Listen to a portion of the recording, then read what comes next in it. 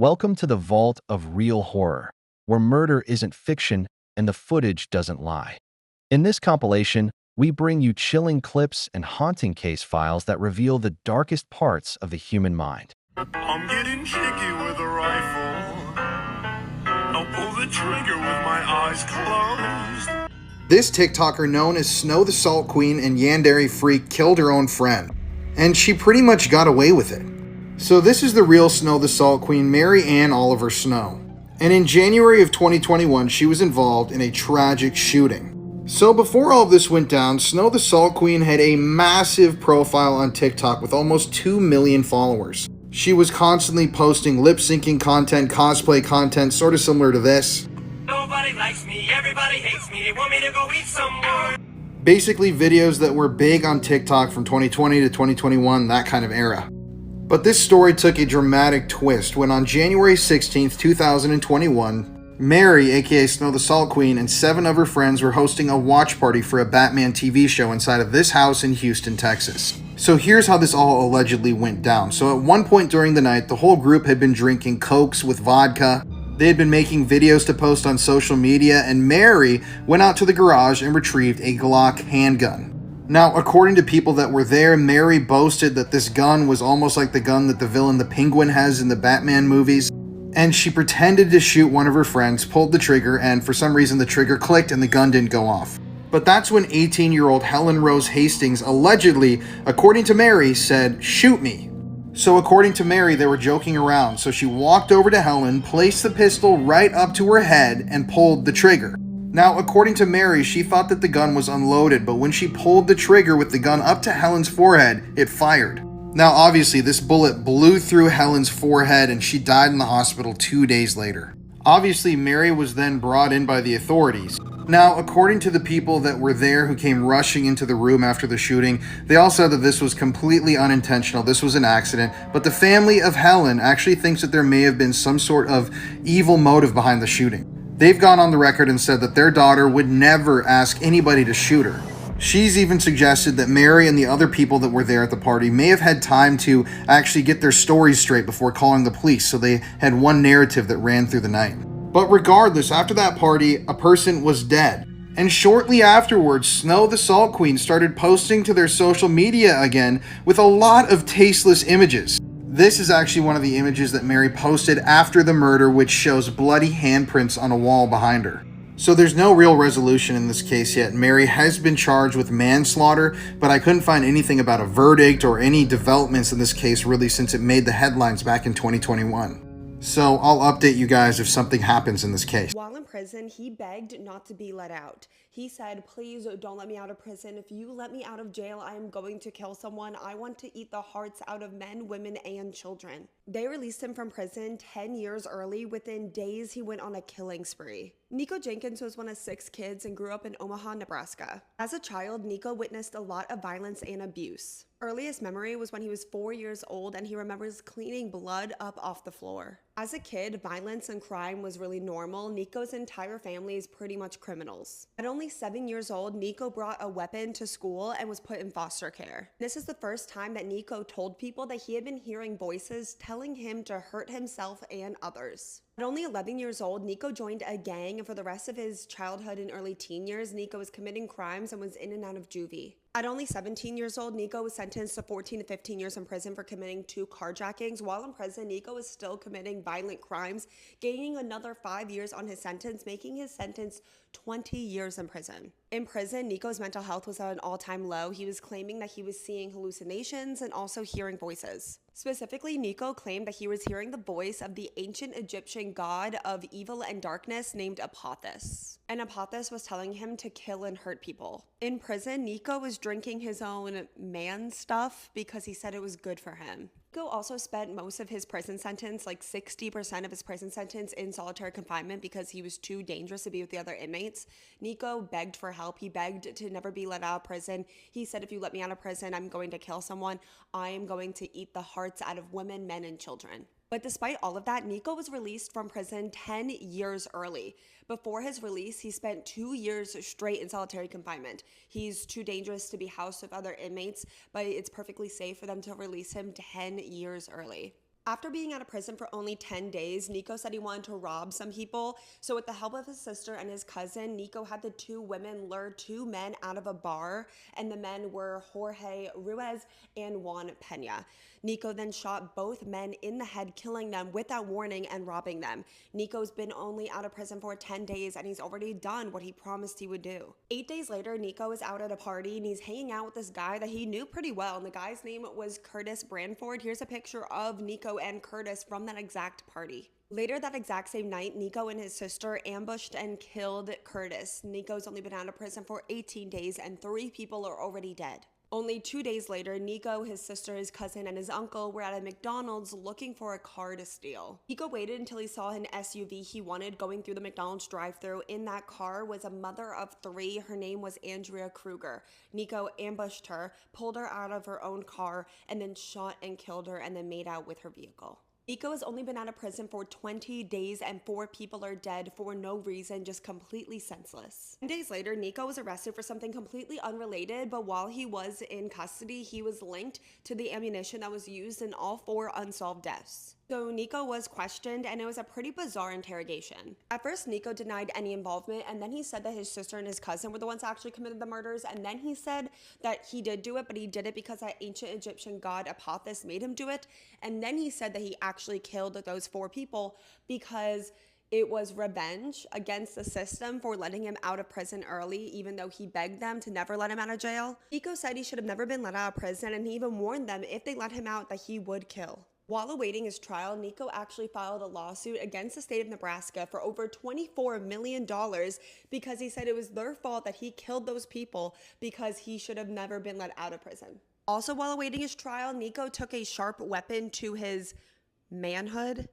Nico was given a psych eval to see if he was even fit to stand trial. Even though Nico had been previously diagnosed with like a handful of mental disorders and illnesses, this time around in this psych eval, they found nothing wrong with Nico. Some have actually speculated over the years that this was a lie, that the test results were faked because the prosecution wanted the death penalty, and obviously Nico wouldn't get the death penalty if he was found mentally ill. During his trial, Nico did not want a lawyer. He wanted to represent himself. During the trial, he repeated that ancient Egyptian god Apophis was to blame for everything. Nico would also speak in tongues. 2014, Nico Jenkins was found guilty, and in 2017, he was sentenced to 4 death penalties and 430 years in prison. It is now 2025 from the date of upload. Nico Jenkins has not been executed. I don't believe that there's a date for execution yet. Correct me if I'm wrong, but just last month, Nico Jenkins was begging the court to execute him. This was a crazy case to research. Have you guys ever heard of this case? Let me know all your thoughts and opinions. I can't find my daughter. Okay, how old is she? 5. She just turned 5. Jojo, stop it. Okay, and you're at Ames? Thanks, yeah. When's the last time you seen her? This afternoon, probably. Around what time? 3, maybe 4. What? So you haven't seen her in 5 hours? You saw her in 5? What was she wearing? Oh, okay. What? What was she wearing? She's wearing a purple winter coat. I don't know what those things are called, but they're not jeans. They're like Like leggings? Yeah. What color were they? Grayish. Okay, and you haven't seen her in 5 hours? About, yeah. I mean, she was there sleeping. I mean, you know. Where was she sleeping at? In the restaurant? Yeah. She was sleeping there, and I picked up my older daughter from school. We all saw her sleeping there. So, and, you know, we went to work, and, you know, we let her sleep. And we got busy, and then after it got busy, you know, we started cleaning up, and then, you know, we opened the door, and she's not here. Hold on 1 second, okay? Okay, so what's your name? Liang Zhao. Okay, do you have any videos or anything in there where you can see a video, see if she was laying there? No. We don't have any security camera in there. It's just in the restaurant. We've been here for 6 years. We never had security cameras here. Okay. So we saw her, like all of us, like my wife, myself, and my older daughter. When we came back, when I picked up my older daughter from school, we saw her there sleeping. Okay, and so Was there any suspicious people that came in at all? Do you think she could have woke up and ran out somewhere? I have no idea. I mean, she was sleeping in the back. It's kind of hard to say when she was. None of your employees had seen her? There's only two of us, just myself and my wife. There's nobody else in the restaurant. There's only three people in the restaurant. When you guys left, who was there with you? Like, who was there with your daughter when you guys left to go get your other kid from school? My wife. I go pick her up myself. My wife is here in the restaurant. But when we came back, she's here. Like, my wife is here. The restaurant's open. The restaurant's always open. I usually open up. I drop my daughter off. I'm sorry. I drop my daughter off at school in the morning, and then we come here to open up. Well, right now, though, like, when you left, you said you, your wife, and your daughter left to go pick up your daughter from school? No, I didn't say that. I said my wife is here all the time. Okay, and your wife hasn't seen her either since around 4 or 5 o'clock? Okay. I think when we picked, I'm sorry, when I meant was myself, okay? When I went to pick up my daughter, when we came back, myself and my daughter, not my wife. My wife was here the whole time. When we came back. So your wife hasn't seen her since around the 4 or 5 o'clock either? Yes.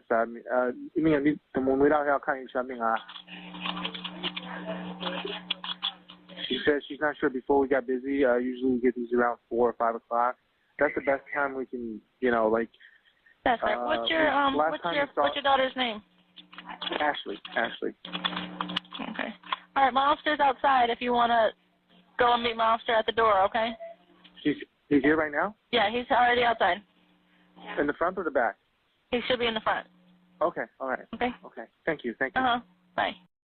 December 24th, 2011, so Christmas Eve, 26-year-old Zazel Preston sat on her bed in her little apartment in Anaheim, California, and wrapped Christmas gifts for her children. Laying next to her was her newest addition to the family, a 7-week-old little boy. After wrapping her final present, Zazel hopped off the bed, she scooped up her little boy, and then she headed out into the living room where she met up with her husband and her 2 older children, aged 3 and 8, and then they all headed outside and went next door to celebrate Christmas Eve at a party with their neighbors. Early the next morning, so on Christmas Day, Zazel's 2 oldest children got up early and they rushed out of their bedrooms and they ran down the hallway into the living room where their parents were waiting for them on the couch along with their baby brother. The little girls squealed with delight and ran around the couch and took up spots right underneath the Christmas tree, and they grabbed their first present. And so the girls happily began tearing into the festive wrapping, and then after each of them had their brand new toy in hand, they turned around reflexively to show their parents. And then when the girls, they look at their mother and they show her the toys, she doesn't even react. They start yelling for their mom, "Hey mom, check it out, look at this new toy." Finally, the 8-year-old turns to William and says, "What's wrong with mommy?" And at this point, William pauses and very bluntly saying to these young kids, "Mommy got drunk and now she's ruined Christmas." And so the little girls, they turned away from their parents and began opening more presents, doing their best not to disturb their parents. And then a few minutes later, there was a loud knock on the front door. The night before, after Zazel and William and their kids had left their neighbor's party and come back to their apartment, neighbors would recall late at night on Christmas Eve hearing this very loud commotion coming from Zazel and William's apartment. And then as the sun came up on Christmas Day, Zazel and William had made their way to the couch, waiting for their 2 oldest to wake up and come open presents. When their 2 little girls came out of their bedrooms and bombed into the living room to begin celebrating, only William was alive. Zazel had been beaten to death by William. And after he had beaten her to death the night before, he had dragged her into the living room, set her up on the couch to make it look like she was sitting, and then put sunglasses on her eyes in order to trick the children. And so all morning, she was dead the whole time. William realized his charade was not going to last because his kids were really keyed in to there being something wrong with their mother. And so that was when he got up and he called 911 and he told them that his wife had gotten drunk and fallen into a glass coffee table, and so she was hurt. And so a little bit later, the police and paramedics, they arrive, they go inside, and right away they can tell William is lying to them. There's more to this story than they're being told. And so ultimately, William would be convicted of second-degree murder, and he would be sentenced to 15 years to life in prison. As for Zazel's 3 children, they are now being looked after by her parents. 3 dead bodies were found stuffed into this hollowed-out tree in the middle of the woods in 2010. And when it came to who the murderer was, truth is stranger than fiction. This is Matthew Hoffman, and in November of 2010, he murdered 3 people and kidnapped a 13-year-old girl who he held hostage for days. On November 9th, 2010, Matthew went into the woods and spent the night camping. Then the next morning, on November 10th, he decided to wake up and break into the home of Tina Herman. So, unfortunately that day, when Tina Herman returned to her house, Matthew Hoffman had broken in. And as soon as he saw her, he freaked out, dragged her into a bedroom, and stabbed her multiple times with a hunting knife, killing her. But what Matthew didn't know was that Tina's friend Stephanie was coming over to meet her that morning. And while Matthew was dealing with Tina and her dead body, Stephanie entered the residence. Matthew freaked out. He stabbed Stephanie a number of times with the same hunting knife, even continuing to stab her after she was dead. And hearing all of this, the family's dog started to bark violently, and Matthew then stabbed and killed the family dog as well. After this, he dragged both of the women's bodies into the bathroom, dismembered them in the tub along with the body of the dog, and stuffed the body parts into trash bags. Shortly after finishing the dismemberment process, though, Tina's 2 children, Cody and Sarah, arrived home from school. Immediately after walking into their house, Matthew stabbed Cody in the back of the head, killing him instantly, then chased Sarah up into her room where he bound and gagged her with a cord from a fan in her room. So after dismembering Cody's body and stuffing him into a trash bag as well, Matthew brought out the 3 bodies that he had chopped up and placed into garbage bags, stored them in his car, and then brought out Sarah, who was still alive. After this, he brought Sarah and the bodies of Tina, Stephanie, and Cody back to his own house, where he kept Tina locked in a crawl space. And this is where the story gets really weird. So Matthew Hoffman was a self-professed tree lover, and his entire home was covered in leaves. I'm talking about piles of leaves, bags of leaves nailed to the walls. And apparently, according to his neighbors at the time, Matthew had exhibited some really strange behavior prior to the murders. He had apparently been trapping squirrels in his backyard, killing them and grilling them. He allegedly spent hours sitting up in the trees in his backyard, just staring at the other trees and watching squirrels. And for a while, he had actually worked as a professional tree trimmer. But let's get back to the story. So after bringing Sarah back to his house, along with the bodies of the other people he had killed, he locked her in a bathroom and even tied himself to her and took a nap. Afterwards, he headed back to the crime scene, did some cleanup, and then eventually brought Sarah into a crawl space, which was once again covered in leaves, dark and damp. And while she was chained up and held hostage inside of this crawl space, for days he visited her regularly and would SA her. Keep in mind, at the time, Sarah was only 13 years old, and her mom, her brother, and her family friend had been murdered right in front of her. Finally, though, a few days later, Matthew was arrested after police found him parked in his own car right next to the abandoned car of one of his victims. Tina, Coda, Sarah, and Stephanie had been missing for days now, so the police obviously went and searched Matthew's house, and that's when they made the gruesome discovery of Sarah chained up in the crawl space. This is an actual photo that the police released eventually of Sarah exactly as they found her. They actually had to take these photos for evidence before they released her, and they obviously immediately arrested Matthew. So for a while after his arrest, Matthew would not release the location of the bodies to the police. They were desperately trying to find the bodies of those people that he had killed, but he wouldn't tell them anything. That is, until they took the death penalty off the table, and that's when he revealed that he had stuffed the 3 corpses into a hollowed-out tree in the middle of the woods. Police immediately then went and found the tree, and inside they found the bodies of Cody, Stephanie, and Tina in those trash bags, dismembered. Eventually, the tree was torn down, but, how bizarre is this story? Eventually, Matthew Hoffman was sentenced to life in prison without parole, and this whole story is just kind of mind-blowing. He's been nicknamed the Leaf Killer for doing the things that he did, for his obsession with leaves, the way that he placed the bodies inside of a hollowed-out tree trunk. I've never really heard a story like this, and I hope to never hear one like this again. Ma'am, I have a question, if this is a serious matter. I just left my cousin in the house with my kids. She just left my kids in the house when I came back from work, and my kids, 2 of my kids are dead. What do I gotta do? They dead. She left them dead in the house by themselves. Oh, okay, ma'am. Where are you now? I'm in my house. She left my door open. My baby boy, my oldest baby boy, is the only one that's here. Only one that's alive. She left them in the house by themselves. She left them in here, and they knocked the stove on. Can you listen? When I came in, the stove was laying on my son. I don't know what to do. I just came home to work from this, and she just left my baby dead. Okay, Ma'am, I'm gonna get EMS and I'm gonna get police and fire at the location. Can you tell me where you're located? Ma'am, I can't even talk. This is so serious. I'm so scared. Okay, ma'am. I understand that you're scared. I completely understand, but I need to get some help out there to you now. Can you tell me where you're located?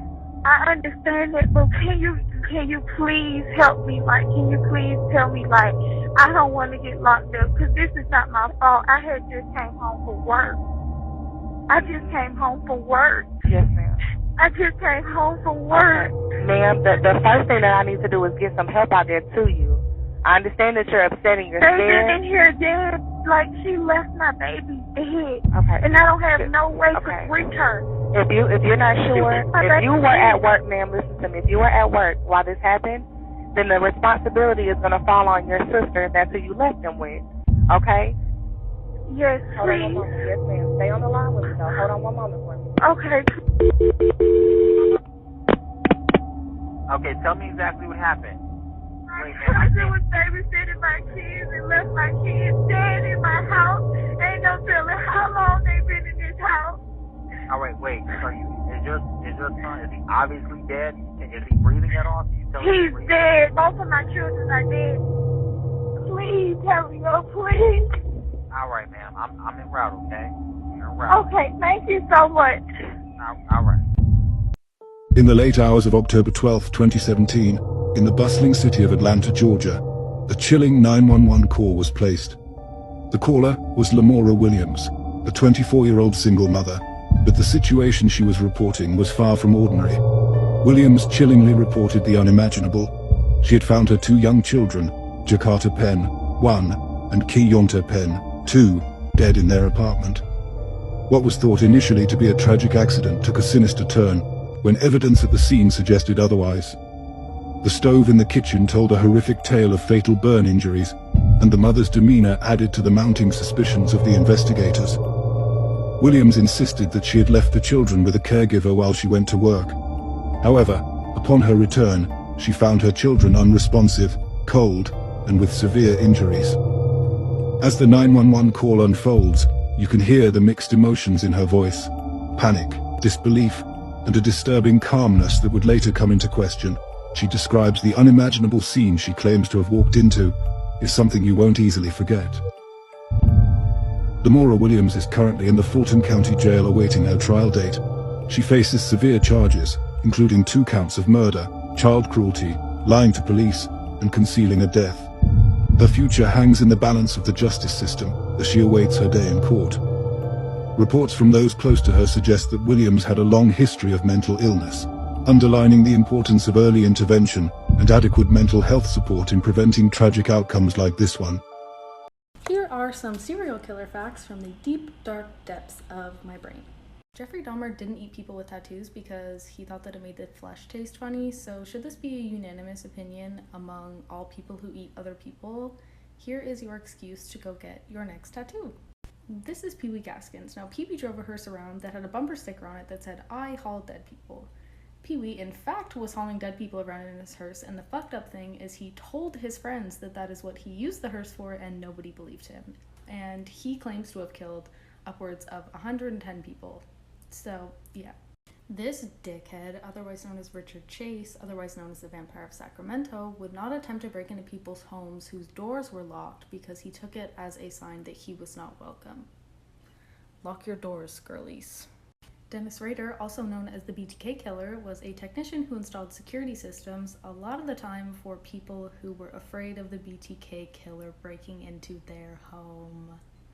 This twisted motherfucker, Ed Gein, is actually not a serial killer, as he was only convicted of 2 murders, but he did grave rob 9 graves, mutilate all 9 corpses, and made their body parts into various objects, one of those being a nipple belt. As tempting as it is, I'm telling you, don't fucking Google it. Yeah, we all know this guy, but did you know that Ted Bundy worked at a suicide hotline? Don't love that. Also, no, he's not hot, you sick fuck. So So most serial killers have a lower than average IQ, which you think would be self-explanatory because you have to be some kind of weird dumbass to kill people. But at the same time, it poses the question, how the fuck did some of them get away with it for so long? Now, you may assume that serial killers are loners, but actually the majority of them have partners or families. So next time your partner goes out somewhere and you're worried about them cheating on you, now you have something else to worry about.